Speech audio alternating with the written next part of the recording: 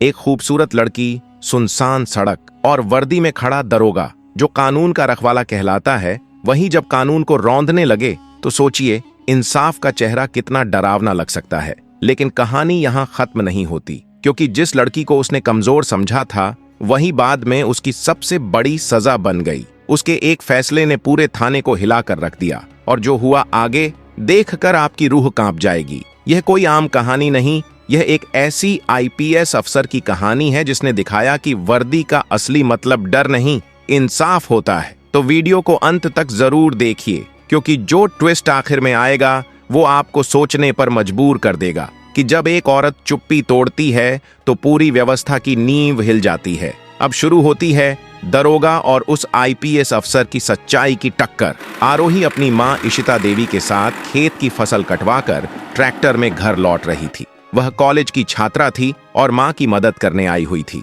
जबकि उसकी बड्ढी बहन त्रिशा पुलिस सेवा में एक ऊंची आईपीएस अधिकारी थी। जैसे ही वे रामगढ़ गांव से बाहर निकलकर शहर की ओर आईं, सामने सड़क पर एक पुलिस बैरियर दिखाई दिया। जीप के बोनट पर पैर फैलाकर बैठे थे इंस्पेक्टर नकुल सिंह और बैरियर पर खड़े दो हवलदार राहगीरों से जबरन रकम वसूल रहे थे। आरोही और इशिता देवी अपना ट्रैक्टर लेकर बैरियर की ओर बढ़ीं। जैसे ही वे आगे बढ़कर पार करने का प्रयास करने लगीं, नकुल सिंह ने ढीठ भाव में हाथ उठाकर कह दिया, ए लड़की, ट्रैक्टर साइड में लगा, कहां भाग रही है इतना? आरोही ने वाहन रोकते हुए विनम्रता से कहा कि हम तो फसल काट कर घर जा रहे हैं और कागजात साथ हैं, दिखाने हो तो दे देंगे। पर नकुल सिंह ने उसकी ओर ताने भरी नजर से देखा और ठहाका मारा। ओह, बहादुर बन गई क्या? और तेरे साथ ये बुढ़िया कौन है? आरोही ने शांत स्वर में कहा, ये मेरी माँ है।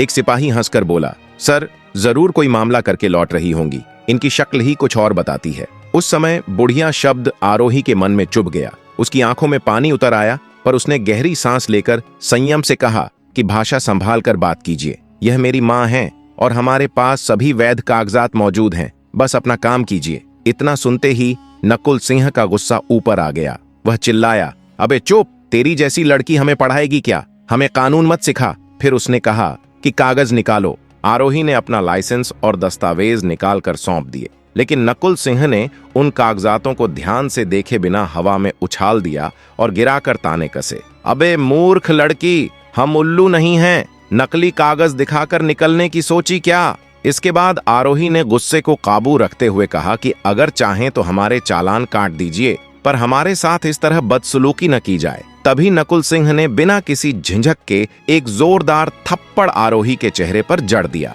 उसकी आवाज इतनी तेज थी कि सड़क पर एक भी आवाज न रही।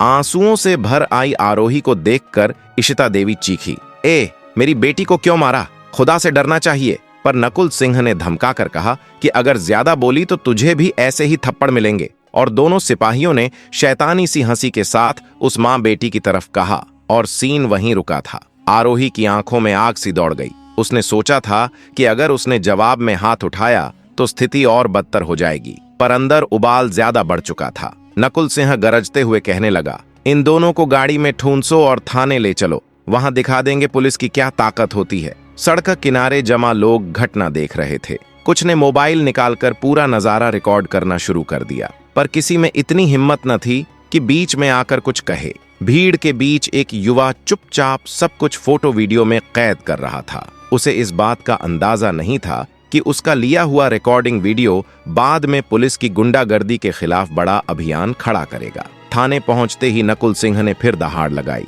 इनको हवालात में ठूंस दो, सुबह तक इनकी अकड़ निकाल देंगे, फिर इनकी औकात देखेंगे। दोनों सिपाहियों ने इशिता देवी और आरोही को बदबूदार संकरी कोठरी में बंद कर दिया। अंधेरे में बैठी इशिता देवी रोने लगी, बेटी, इन्होंने हमें कहां बंद कर दिया, अब क्या होगा? आरोही ने मां को गले से पकड़ते हुए कोशिश की कि हिम्मत बनाए रखें।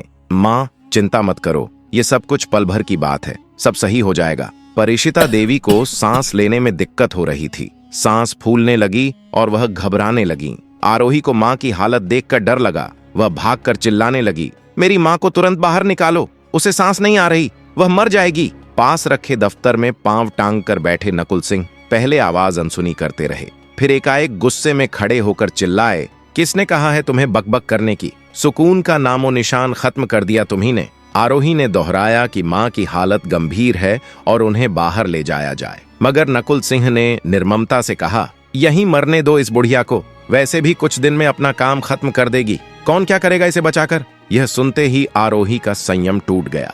उसने झट से उठकर नकुल सिंह के चेहरे पर जोरदार ढंग से थप्पड़ मार दिया। कुछ क्षण के लिए नकुल सिंह सन्न रह गया और अपने चेहरे पर हाथ रखकर यह सोचता रहा कि एक इंस्पेक्टर पर किसी ने कैसे हाथ उठाया। फिर उसकी आग और भड़क उठी। उसने आरोही को पकड़कर धक्का दिया, घसीटते हुए दूसरी कोठरी में डाल दिया और गुस्से में दहाड़ा, ए लड़की, तूने खुद मौत को बुलाया है, ऐसा कभी किसी ने मेरे साथ नहीं किया। आरोही ने मजबूती से कहा कि वे गैर कानूनी तरीके अपना रहे हैं और मां पर की गई गाली के कारण ही उसने यह कदम उठाया। उसे यह बर्दाश्त नहीं था। यह सुनते ही नकुल सिंह का चेहरा लाल हो गया और उसने आरोही के मुख पर एक और तेज थप्पड़ साध दिया।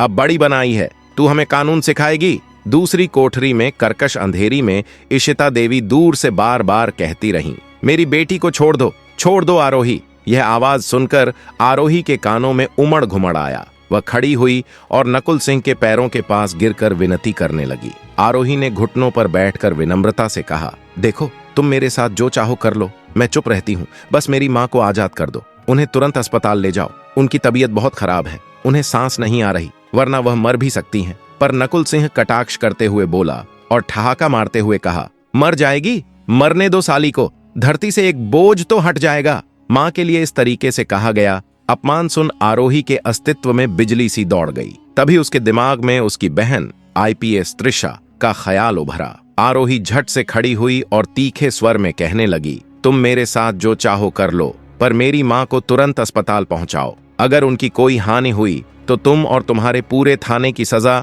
मैं करा कर रहूंगी, तुम्हारी वर्दियां उतरवाऊंगी। यह सुनकर नकुल सिंह कराह पड्ढे। वह ऊंची हंसी के साथ बोला, क्या हमारी वर्दी उतारने वाली 2 टके की छोकरी? चलो मरने दो इस बुढ़िया को, मैं देखता हूं कौन इतनी हिम्मत करता है कि नकुल सिंह पर हाथ उठाए। फिर उसने आरोही को पीछे की ओर धक्का देते हुए कहा, यह बुढ़िया इतनी जल्दी नहीं मरेगी, पहले उसे ठिकाने लगाता हूं, फिर तुझे देखता हूं।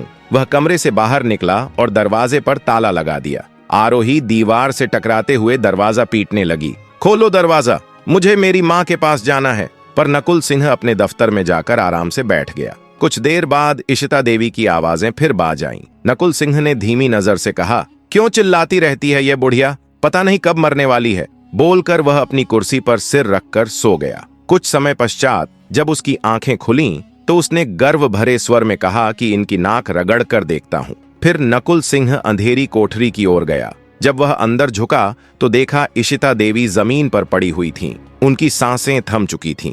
यह देखकर नकुल सिंह ने पूछे जैसे अछूते अंदाज में ठहाका लगाया, अरे बुढ़िया गुजर गई क्या? हाँ, मुश्किल से जीने की हिम्मत थी तेरे पास। फिर वह शूत होकर बोला कि अब जाकर इसकी खबर उसकी बेटी को देता हूँ, देखता हूँ कैसे वर्दियां उतरवाती है। यह कहकर नकुल सिंह मुस्कुराते हुए बाहर आया और जिस कमरे में आरोही को बंद किया था उस दरवाजे की कुंडी खोलकर भीतर दाखिल हुआ। अंदर आते ही वह जोर जोर से हंसा। आरोही ने जैसे ही नकुल सिंह को देखा भागकर उसके पास आई और हाथ जोड़कर कहा, मेरी माँ की स्थिति कैसी है? मुझे उनसे मिलन दो, मैं तुम्हारे सामने विनती कर रही हूँ। नकुल सिंह ने तुगलकी अंदाज में कहा, तुझे उस बुढ़िया से मिलने के लिए अगले जन्म का इंतजार करना पड़ेगा। यह सुनकर आरोही का रंग उतर गया। कहाँ है मेरी माँ? क्या हुआ उसको?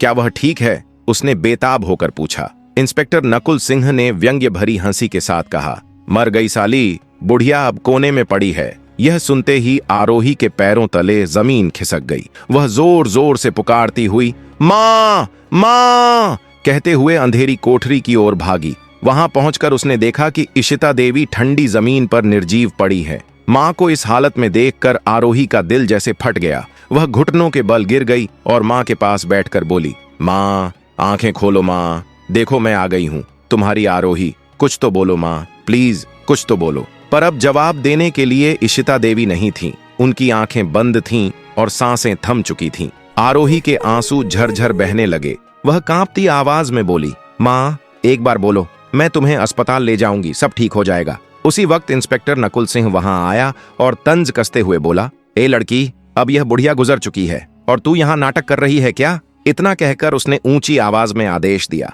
ओ कांस्टेबल इधर आओ। 2 सिपाही दौड़ते हुए पहुंचे। नकुल सिंह बोला, इस बुढ़िया को यहाँ से हटाओ और कहीं ठिकाने लगाओ। कोई पूछे तो बोल देना एक्सीडेंट में मारी गई। आदेश मिलते ही दोनों सिपाहियों ने जल्दी से इशिता देवी का शरीर उठाया और बाहर ले जाने लगे। आरोही चीखते हुए बोली, छोड़ दो मेरी माँ को, कहाँ ले जा रहे हो उसे? लेकिन किसी ने उसकी बात नहीं सुनी। वे उसे जबरदस्ती खींच कर ले गए। आरोही भागकर पीछे आने लगी। तभी नकुल सिंह ने उसका हाथ कसकर पकड़ लिया और व्यंग्य में बोला, कहाँ चली जाने मन? तू तो हमारी वर्दियां उतरवाने वाली थी ना। माँ के दर्द से बेहाल आरोही ने झटके से उसे पकड़ लिया और चिल्लाई, तू मेरी माँ का कातिल है, समझा? अब तू और तेरे इस पूरे थाने के हर कमीने को सजा मिलेगी, कोई नहीं बचेगा, सुन ले। नकुल सिंह हंस पड़ा, अबे जा रे छुई मुई, किससे शिकायत करेगी? डीएम से? एसडीएम से? क्या कहेगी जाकर? इंस्पेक्टर नकुल सिंह ने मेरी माँ को मार दिया, वो सब मेरे अपने हैं, कोई बाल भी बांका नहीं कर सकता मेरा। आरोही ने दृढ़ स्वर में कहा, देख लेना, मैं जहां जाऊंगी वहां तू और तेरे साथी सब उल्टे लटकाए जाओगे और तुम्हें अपनी करतूतों की कीमत चुकानी पड़ेगी। नकुल सिंह ने नाक सिकोड़ते हुए नकली डर का नाटक किया। उफ, मैं तो डर ही गया। इंस्पेक्टर नकुल सिंह डर गया। फिर वह घमंड से बोला, जाने तो मैं तुम्हें देता अगर तू थोड़ी भी मेरे टक्कर की होती, लेकिन तू तो बस एक खूबसूरत जवान लड़की है, बाहर जाएगी तो किसी और की शिकार बन जाएगी, तो क्यों ना मैं ही सही। ये सुनते ही आरोही का खून खौल उठा। उसने चारों तरफ नजर दौड़ाई कि आसपास कोई है या नहीं, और फिर अचानक झटके से मुड़ी और पूरी ताकत से दौड़ पड़ी। वह थाने का दरवाजा खोलकर बाहर निकल गई। पीछे से नकुल सिंह की गरजती आवाज गूंजी, ए, लड़की भाग गई,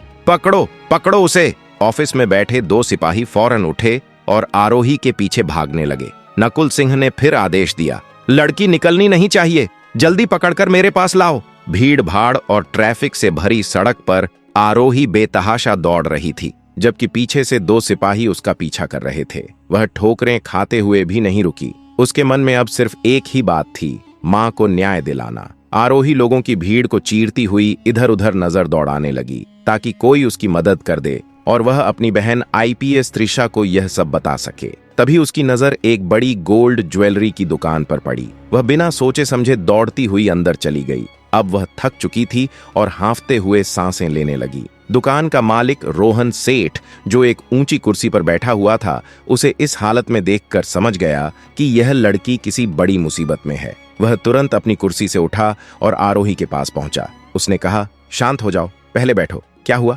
हाँफते हुए आरोही बोली, मुझे एक कॉल करनी है, बहुत जरूरी है, मेरे पीछे पुलिस लगी है। रोहन सेठ ने उसे कुर्सी पर बैठाया और पानी का गिलास पकड़ा दिया। पहले थोड़ा पानी पी लो, उसने कहा। आरोही कांपते हुए पानी पीने लगी। इस बीच बाहर पुलिसकर्मी इलाके में बार बार चक्कर लगा रहे थे। जब रोहन सेठ की नजर शीशे से बाहर गई तो उसने धीरे से कहा, पुलिस बाहर पहुंच चुकी है, चुपचाप रहो। आरोही तुरंत खामोश हो गई। वह बोला, अब बताओ आखिर मामला क्या है, क्यों पुलिस तुम्हारे पीछे है? आरोही ने कांपती आवाज में पूरी कहानी सुना दी। सब सुनने के बाद रोहन सेठ ने गंभीर लहजे में कहा, बहुत गलत हुआ तुम्हारे साथ, लेकिन वो इंस्पेक्टर कौन था? आरोही ने कहा, मैं उसका नाम कैसे भूल सकती हूँ, नकुल सिंह। नाम सुनते ही रोहन सेठ चौंक पड़ा। क्या कहा तुमने? इंस्पेक्टर नकुल सिंह? आरोही बोली। हाँ, लेकिन तुम्हें क्या हुआ? वह तुरंत बोला, कुछ नहीं, तुम यहीं बैठो, मैं अभी आता हूँ। कुछ ही मिनटों में रोहन सेठ बाहर गया, किसी से फोन पर बात की और लौटते ही बोला, चलो यहाँ से तुरंत निकलना होगा, वरना पुलिस कभी भी छापा मार सकती है। आरोही ने कहा, बस एक कॉल करवा दो, फिर मैं चली जाऊंगी। लेकिन उसने उसकी बात अनसुनी कर दी और तुरंत उसे बाहर ले जाकर गाड़ी में बिठा दिया। गाड़ी तेजी से आगे बढ़ने लगी, पर दिशा वही थी जहां से आरोही अभी अभी भागी थी। कुछ ही देर में गाड़ी उस थाने के पास जा रुकी। आरोही ने घबराकर पूछा, यहाँ क्यों लाए हो? रोहन सेठ बस मुस्कुराया और फिर जोर से हंसने लगा। तभी थाने से इंस्पेक्टर नकुल सिंह बाहर निकला और गाड़ी की ओर बढ़ा। रोहन सेठ बाहर उतरकर खड़ा हो गया। नकुल सिंह ने पास आकर पूछा, तो ले आया माल? रोहन हंसते हुए बोला, क्यों नहीं इंस्पेक्टर साहब, आप हमारे 2 नंबर के धंधे में इतना साथ देते हो तो मेरा भी कुछ फर्ज बनता है। इतना कहते ही दोनों जोर जोर से हंस पड़े। आरोही गाड़ी में बैठे बैठे यह सब देख रही थी और उसे एक ही बात समझ आ गई, वह गलत इंसान के हाथों चली आई है। थोड़ी ही देर में कुछ सिपाहियों ने उसे जबरदस्ती गाड़ी से बाहर खींचा और नकुल सिंह की गाड़ी में धकेल दिया। खुद नकुल सिंह झट से गाड़ी में कूद पड़ा और तेज रफ्तार से उससे दूर ले गया। पीछे बैठी आरोही जोर जोर से चिल्ला रही थी, मुझे छोड़ो, कहाँ ले जा रहे हो? मदद करो, ये देखो, यही इंस्पेक्टर ले जा रहा है। पर गाड़ी के अंदर दरवाजे और खिड़कियां बंद होने की वजह से उसकी आवाज बाहर तक पहुंच ही नहीं पा रही थी। कुछ देर ड्राइव करने के बाद गाड़ी शहर से दूर एक सुनसान इलाके में रुकी, जहां सड़क के अंत पर एक पुरानी और वीरान हवेली थी। नकुल सिंह ने तेजी से गाड़ी रोकी, आरोही को खींचते हुए हवेली के भीतर घसीटा, और जब वह विरोध कर रही थी कि इन्हें यहां क्यों ला रहे हो, मुझे छोड़ दो, तब भी उसने बेदेहकता दिखाते हुए दरवाजा खोला, एक बंद पुराने कमरे में धक्का देकर उसे अंदर फेंका और कहा, यहां रुको, रात को मैं आता हूं। यह कहकर नकुल सिंह ने दरवाजा बंद कर कुंडी ठोक दी और वापस गाड़ी में बैठकर चला गया। कमरे के भीतर घना अंधेरा छाया हुआ था। आरोही कांपती हुई दरवाजा पीटती रही, कोई है क्या, सुनने वाला है कोई? पर उस सुनसान इलाके में उसकी पुकार का कोई जवाब न था। थक हार कर वह वहीं बैठकर चुप हो गई। इसी बीच उसकी बड़ी बहन आईपीएस त्रिशा लगातार अपनी मां इशिता देवी और आरोही को फोन कर रही थी, पर दोनों नंबर बंद आ रहे थे। बेचैनी से त्रिशा ने अपने पड़ोसी फैजान राव को कॉल किया और कहा कि घर जाकर देखो। फैजान बाहर गया तो पाया कि घर के बाहर ताला जड़ा हुआ है। उसने कहा, मैं तुम्हारे घर के बाहर हूं, पर ताले लगे हैं। यह सुनते ही त्रिशा बेहद परेशान हो गई और तुरंत घर का रुख करने का निश्चय किया। आईपीएस त्रिशा अपनी गाड़ी और कमांडोज की टीम के साथ शहर की ओर दौड़ी और कुछ ही समय बाद घर पहुंचकर ताले और आसपास लोगों से पूछताछ करने लगी, मगर किसी के पास उनके बारे में कोई सूचना न थी। कमांडोज ने मिलकर ताला तोड़ा और पूरे घर की तलाशी ली, पर अंदर भी कोई नजर नहीं आया। तब त्रिशा, जो अपने कर्तव्य और बहन मां की तलाश में अडिग थी, ने तुरंत पूरे शहर में तलाशी शुरू करवा दी और मौके पर मिलकर वहीं थाना पहुंची जहां इंस्पेक्टर नकुल सिंह अपने दफ्तर में बैठा चाय पी रहा था, और यहीं से उसकी मां और बहन की गुमशुदगी की रिपोर्ट दर्ज कराने की कार्रवाई शुरू हुई। जैसे ही त्रिशा की वर्दी पर लगे स्टार और कमांडोज की मौजूदगी दिखी, नकुल सिंह को तुरंत समझ आ गया कि सामने कोई उच्च अधिकारी है। उसने फौरन चाय का कप टेबल पर रखकर उठकर सलाम ठोंक दिया। जी मैडम, हुक्म कीजिए, कैसे आना हुआ? त्रिशा ने ठंडी आवाज में कहा कि उसकी मां और बहन गायब हैं और वह उनकी गुमशुदगी की रिपोर्ट दर्ज कराना चाहती है। शिष्टता बनाते हुए नकुल सिंह बोला, जरूर मैडम, अभी लिख लेते हैं, पर अगर आपके पास उनकी तस्वीरें हों तो खोजने में आसानी होगी। त्रिशा ने फोन उठाकर गैलरी खोली और कुछ पल बाद तस्वीर दिखाते हुए कहा, हाँ मिल गई, यह रही। जब त्रिशा ने अपना मोबाइल नकुल सिंह के हाथ में दिया और उसने फोटो देखी तो उसके चेहरे पर अचानक रंग उतर आया, हाथ कांपने लगे और माथे पर पसीना चमक उठा। त्रिशा ने कड़ा स्वर निकाला, क्या हुआ, ठीक तो हो तुम? पर नकुल सिंह हकलाते हुए बोला, मैडम, हम उन्हें शीघ्र ही ढूंढ लेंगे, आप जाइए। उसके व्यवहार को देखकर त्रिशा के मन में संदेह उभरा, पर उसने कहा, ठीक है, जल्दी ढूंढो। नकुल सिंह ने घबराहट में फिर आश्वासन दिया, जी मैडम, बहुत जल्दी निकाल लेंगे, आप चिंता न करें।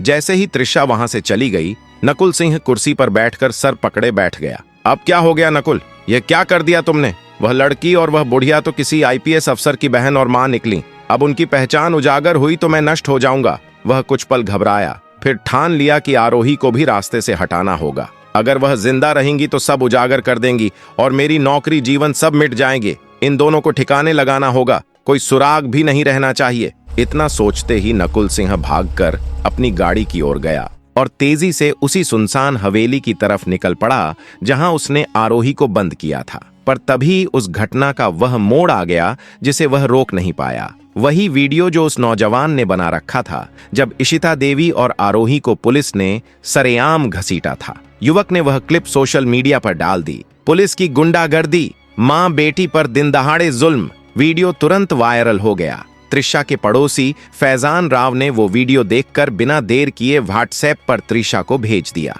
जब त्रिशा ने वीडियो देखा और अपनी मां बेटी का अपमान देखा तो उसका खून खौल उठा। उसने बिना किसी देरी के अपनी गाड़ी मोड़ी और कमांडोज की टीम के साथ सीधे थाने की ओर निकल पड़ी। वह वहां पहुंचकर थाने की पूरी तलाशी करवा आई और यही वही जगह थी जहां नकुल सिंह की घबराहट, उसकी साजिश और कहानी का अगला अध्याय सब कुछ तय करेगा। इंस्पेक्टर नकुल सिंह भी वहां नहीं था और न ही आरोही या इशिता देवी दिखे। कुछ ही समय में नकुल सिंह अपनी गाड़ी लेकर आबादी से दूर वहीं सुनसान हवेली के पास पहुंच गया।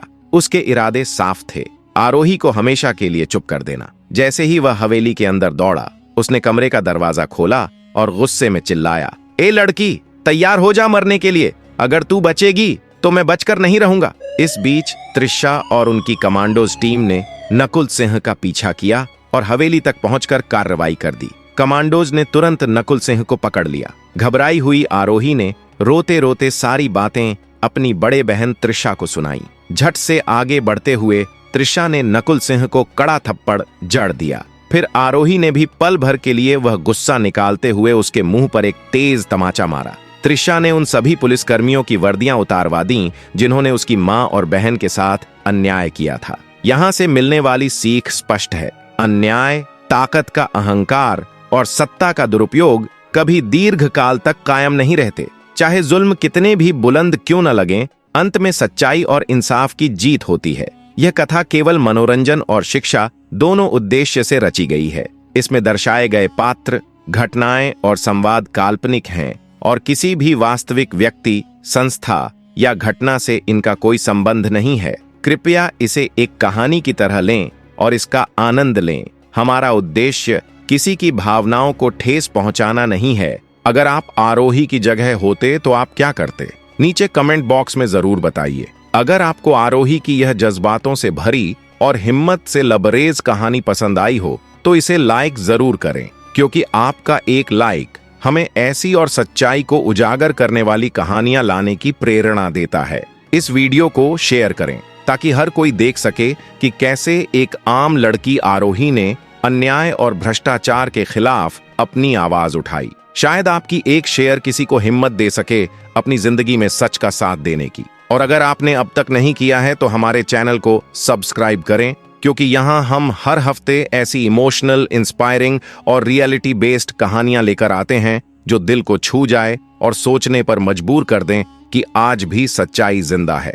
नीचे कमेंट बॉक्स में हमें जरूर बताएं, अगर आप आरोही की जगह होते तो क्या करते? क्या आप भी अपनी हिम्मत और सच्चाई से बुराई के खिलाफ आवाज उठाते? आपकी हर राय, हर कमेंट हमारे लिए बेहद कीमती है। तो चलिए लाइक करें, शेयर करें, सब्सक्राइब करें और जुड़े रहें ऐसी और दिल को झकझोर देने वाली कहानियों के लिए।